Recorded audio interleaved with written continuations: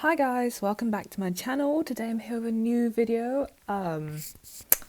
Before we get into this, if this sounds like an unscripted mess, it's because it is. I wrote a first script for this about 2 weeks ago and I didn't like it. So now it's just a collection of bullet points. And yep, that's just how it's gonna be. Thank you for the response to my last video. And let's get into it. Okay, so if you read the title of this video, then you already know that it's going to be about how I became an anti-SJW and then how I became a not anti-SJW. Starting off with some context, I was around 13 years old and I went to an all-girls school which really liked to push pop feminism.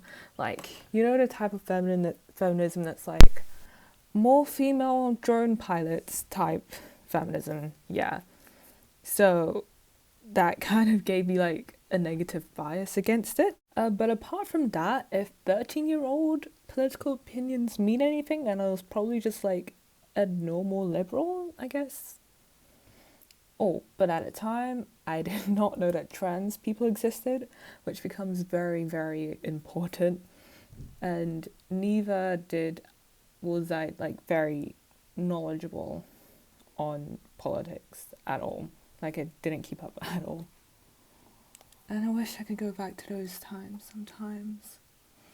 But anyways, before I got into my anti-SJW phase, I actually started off with another horrible phase, which was when I was into Onision. And basically Onision would make lots of videos about how much of a good feminist he was and how he respected women. And in retrospect, that was probably projection and deflection from the way that we came to find out he treated his previous girlfriends and husband now, I guess. But yeah, I was watching one of those videos about how it was just like, women are amazing, better than men in almost every way, whatever. And I noticed in a recommended was one of Blair White's videos responding to him, and I think it was actually one of her first videos.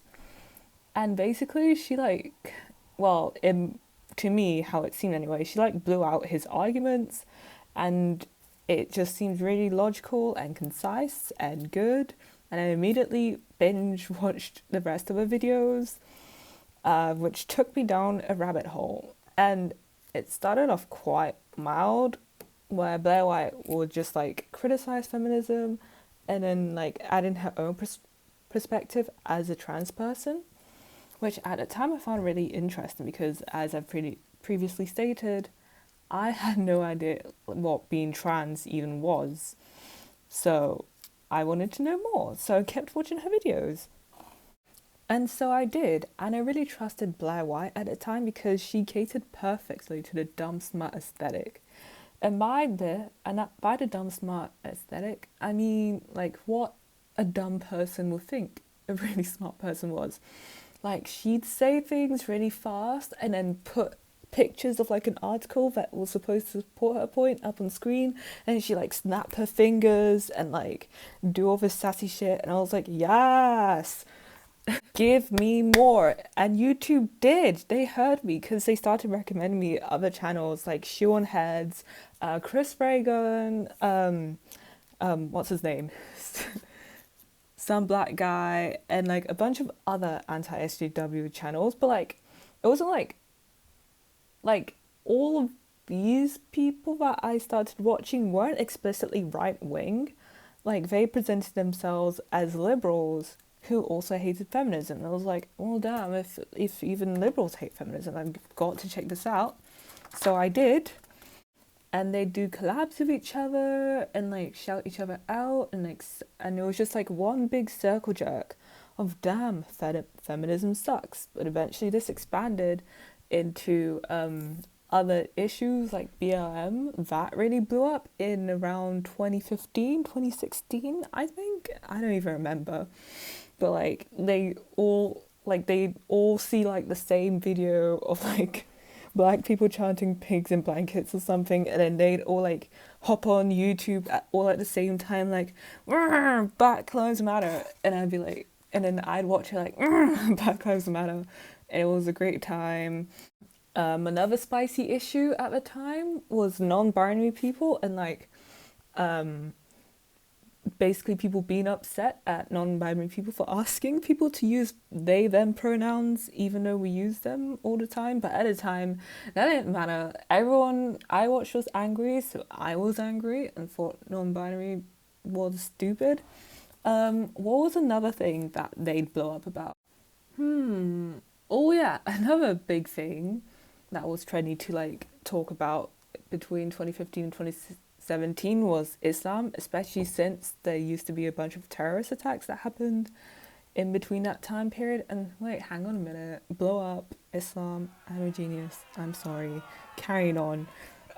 so yeah, they'd so yeah, like every time a terrorist attack would happen, they'd hop onto YouTube and be like, "Oh, we can't let this carry on. We got to make it okay to criticize Islam." But like when they talk about criticizing Islam, it was never just criticizing Islam. It was also Muslims have to take responsibility for terrorist attacks, which never really landed well with me actually, because like when the KKK would/do crazy things and they call themselves Christians, like no one's ever like, oh, Christians must take responsibility for this.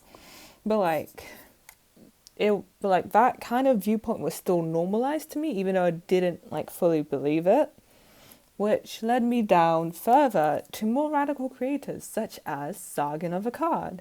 They'd constantly collaborate with Sargon of Akkad, and he didn't just do cultural things like the rest of the disaffected liberal crowds did.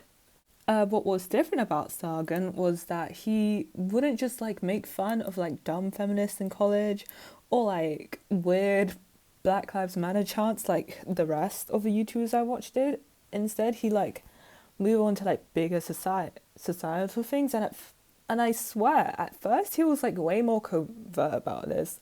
Like he'd talk about this topic and then slyly be like, and then feminism ruined the West. But like everyone else before that I've mentioned were like cool with Sargon and like did collabs with him and like hung out with him and were like friends. So I was like, okay, Sargon must be like a normal person and not a complete sociopath then. So I started watching his videos, and as his content got like more overtly radical, and he started collaborating with more radical people, I found Lauren Southern. Lauren Southern also at first presented herself as like an edgy centrist who just wanted to make jokes and criticize feminism but wasn't allowed to because the mainstream media hated her, and I ate it up. I like started watching and like subscribed to Lauren Southern, and like again she started off with like normal SJWs wrecked videos where she like go out to protest and like art and like piss off random protesters and make them look stupid, which I thought was really cool and funny.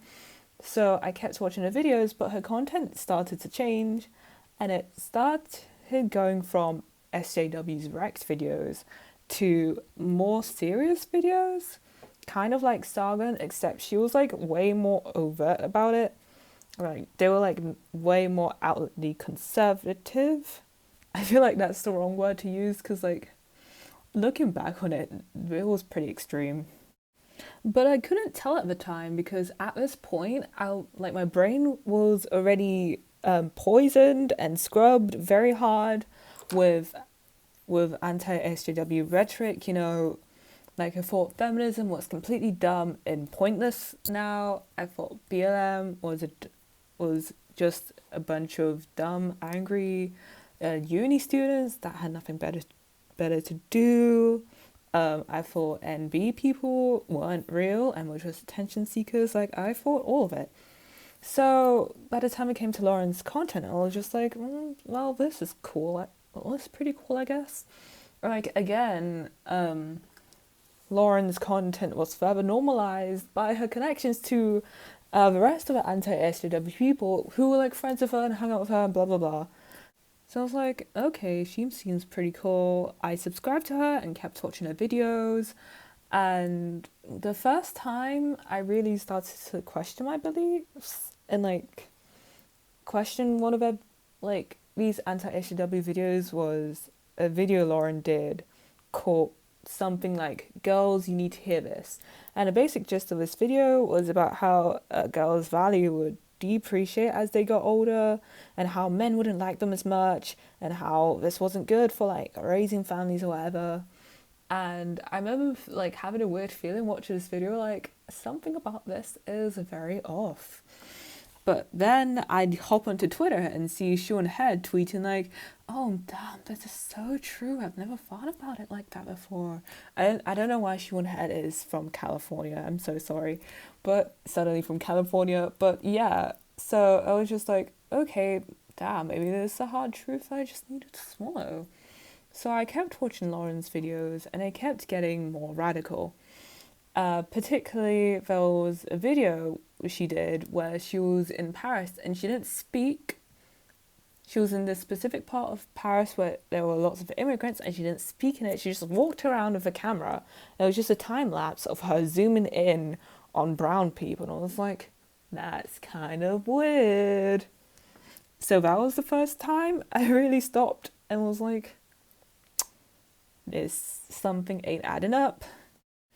And I think that thought started coming into my head because while I was definitely an anti-SJW and reactionary at this time, I still had some liberal principles that I believed in. Like, for example, I was never like against LGBT people. I never was like fully against immigration, but we'll get to that later.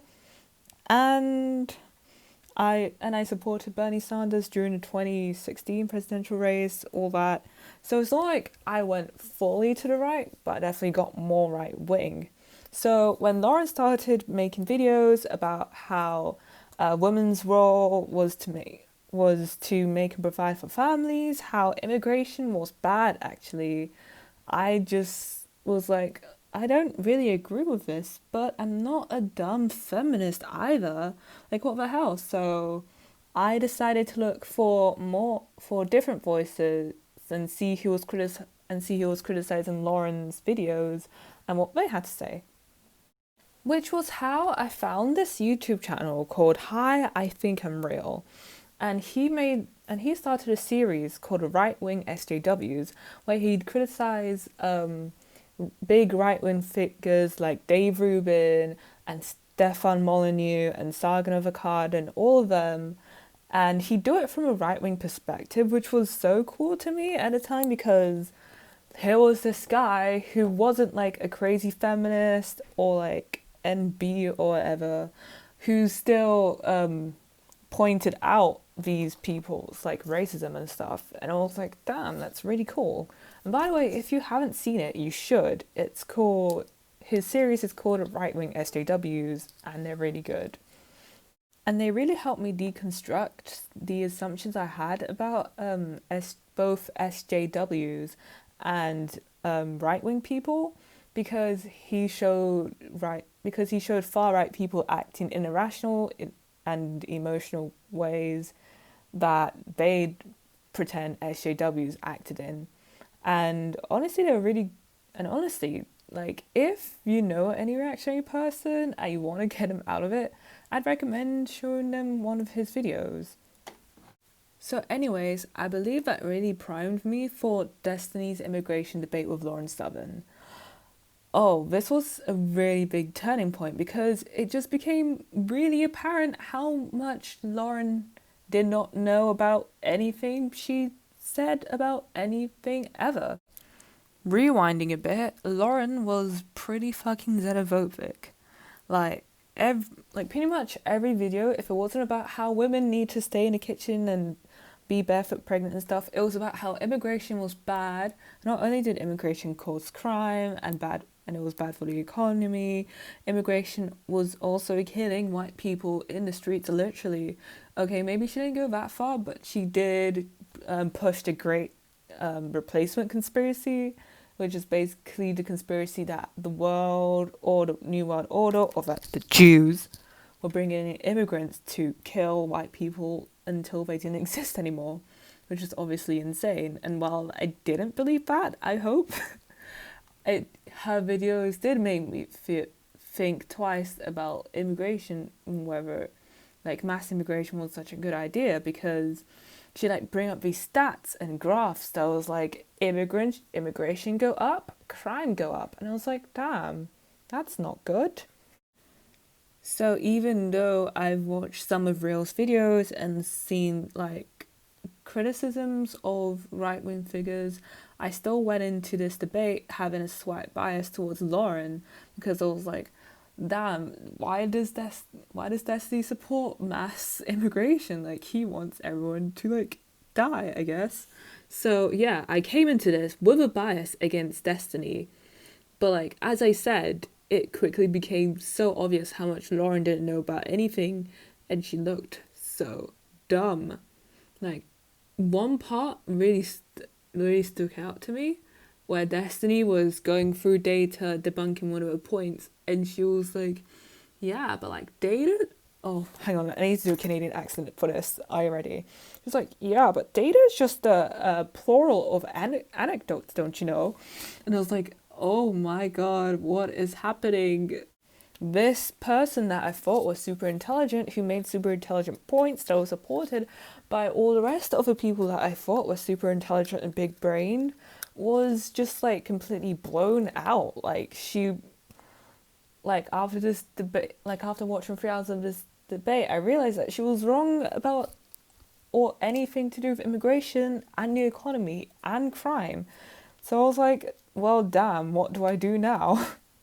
I was like, well, if the left was right about these issues, I wonder what else the left was right about. So I started becoming way more open-minded, and even started watching more left-wing creators. At first, I watched some of the lolcows to see if there were still lolcows. Like, I watched some of Francesca Ramsey's videos and some of Milo Stewart's videos and some of Riley's videos.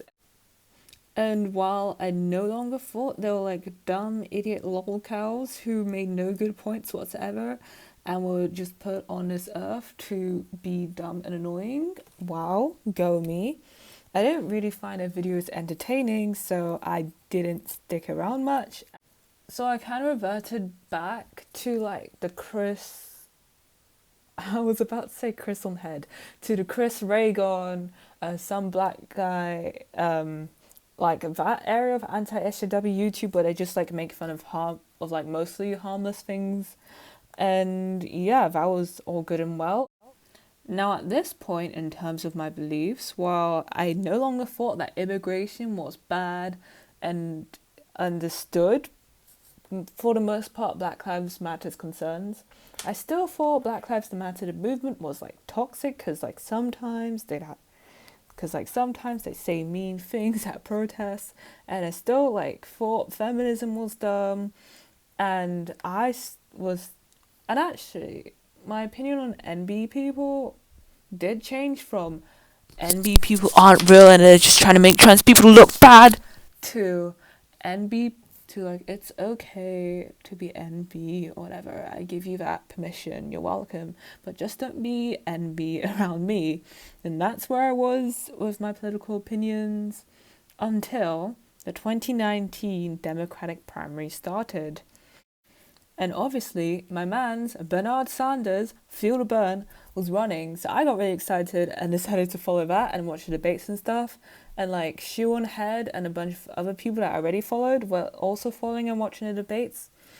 But like as the primary went on, it became very, very clear and obvious how biased the media was against Bernie Sanders and how they hated him for asking ridiculous things like free healthcare for all Americans and other disgusting communist nonsense. So I saw this and I was like, oh my god, how are not more people talking about this? I wanted to find other people yelling about Bernie Sanders. So I looked up videos on it on YouTube, and I found this guy. You might have heard of him. He's kind of like a small streamer. His name is Vosh.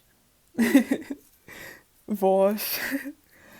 I actually don't know how to pronounce his name in a British accent. Okay, I'm gonna say it like Sargon. I'm gonna call him Vosh. But anyways, He would upload clips from his streams where he'd also yell about the primaries, which was really fun. And the thing about Vosh that separated him from like the rest of the left-leaning creators I watched so far was that he was edgy, which was fun and cool. Because up until this point, it was like, okay, the left might be right, but the left are not right. The left, I'm so dumb. The left might be right, but they're not fun. The left hates fun. But like watching Vosh's videos and like him be edgy and make jokes made me realize that that was not true. So I kind of went down a rabbit hole of his videos and like found him really fun. And like he'd go through reacting to right-wing and reactionary videos and like take them down, and it was really funny and informative and slowly radicalized me out of my opinions of thinking that feminism was for dummies and that BLM was for dummies and all that. And a big turning point for me with Vosh's content was his debates with Sargon and how he just kind of lay him flat on his ass. Like, at this point, I knew that Sargon was, like, wrong about everything, but I didn't... But number one, I didn't think he was, like, being malicious, and number two, I didn't realize just how stupid he was until his debates with Vosh. Like, they really opened my eyes. And I was like, damn, it seems that everyone who thinks feminism is dumb, and that BLM is dumb, and that there are only two genders, and so on and so forth, seem to be kind of stupid a little bit. And this made me even more open-minded to the left, and I started watching more content creators on the left, such as ContraPoints, Zandahor, Hassan, and some creators that I used to watch back in the day even started becoming radicalized themselves. For example, he's a bit smaller, but if you've heard of Easy on Me, he used to be one of his anti-SJW channels, and now he's on the left. Hunter Avalon famously went from being like an ultra-conservative, gay marriage is bad guy to be more centrist / liberal. So at this point, I was pretty much 90% of the way there in terms of like coming out of being a reactionary. However, there was one creator that I stuck to for now, in hindsight, an embarrassingly long amount of time. It was totally because I was in denial, and that is Blair White. And I think the reason why I stuck with Blair White for so long was partly because she was one of the like first YouTubers I started to watch, and at this point I'd been watching and following her for like 4 years, so there was definitely like a cost time thing. But also, to me, she never came off as like insincere in her opinions. Like, even though they were wrong, I didn't think they were coming out of like a place of malice or like wanting to shit on all these people.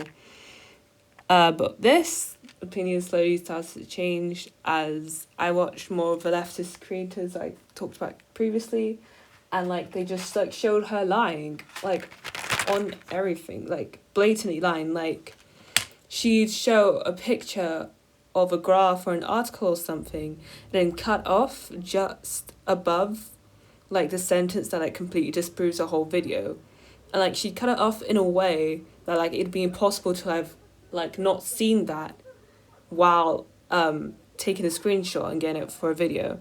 So she kept doing shit like that, and at some point I had to be like, okay, Blair White is not a good person. And I think this happened, and I think I had like this realization in like early February of like this year. Oh, it's so embarrassing. But yeah, after that, I'd say is when I officially stopped being a reactionary. And now I've continued to like move left and like be open-minded and explore more ideas. And while I technically not leftist because I'm still capitalist, I'd say I'm somewhat of a social democrat.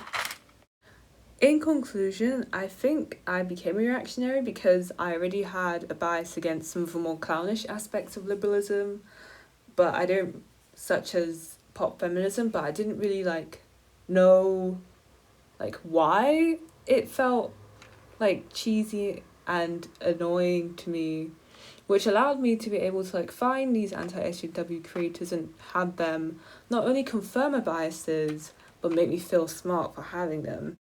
And once I started watching Blair White, I got recommended everyone else pretty much. So I feel like the YouTube algorithm also played a really big part in sending me down that pipeline.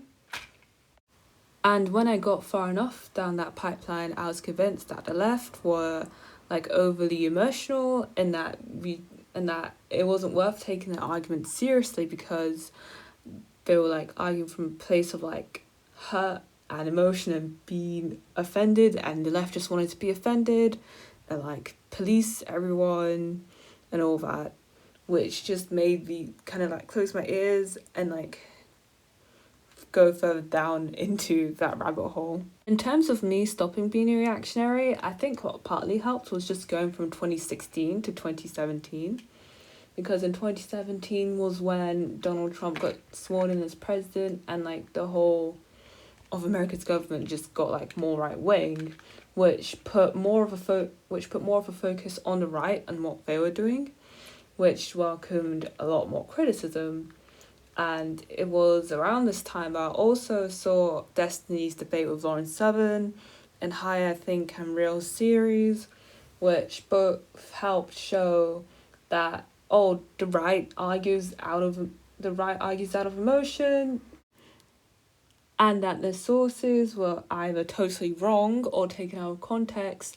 And this really made me open my mind up more back to the left, which led to me watching more leftist creators who advocated for things that I already believed in, such as for example, free healthcare, but then they'd relate it back to social justicey type things that I've been at that point I've been conditioned to think were a waste of time.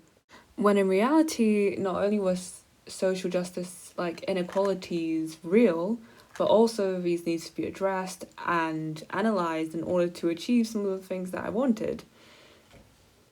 Also, by watching more leftist creators and finding more edgy ones like Vosh and Zanderhol and Hassan, I realised that the left weren't all a giant gang of rug-scoldy crybabies, all of these reactionary and conservative creators led me to believe. And I think that's where we're going to end it today. I'm sorry this video was quite long. I did not think or plan it was going to end up being this long.